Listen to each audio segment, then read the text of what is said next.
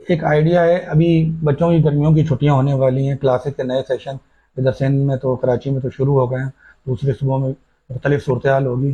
तो हर स्कूल में जिसमें वो पढ़ते हैं वहाँ पर स्कूल टीचर और प्रिंसिपल की मावनत से सीनियर स्टूडेंट्स को लेकर एक यूनिफॉर्म कॉर्नर और एक बुक कॉर्नर बनाया जा सकता है, जहाँ पर साइज और एज के हिसाब से चीज़ें रखी गई हों और ये काम प्राइवेसी और राजदारी से हो।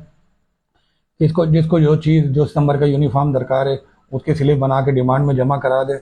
और किसी के पास एक्स्ट्रा या छोटा हो गया या कोई कहीं और इस्तेमाल नहीं हो रहा तो वो उस स्कूल में जमा करा दे। इस तरह एक स्टॉक रजिस्टर मेंटेन हो जाएगा और दो तरफा हेल्प हो जाएगी। ज़रूरतमंद को यूनिफॉर्म और बुक सेंटर मिल जाएगा और देने वाले का हक अदा हो जाएगा। उसके नसीब में उसकी एक बड़ी नेकी लिखी जाएगी कि वो दूसरों के लिए बेनिफिशरी हुआ है, नफ़े का बायस बना है। ये काम ज़रूर करें।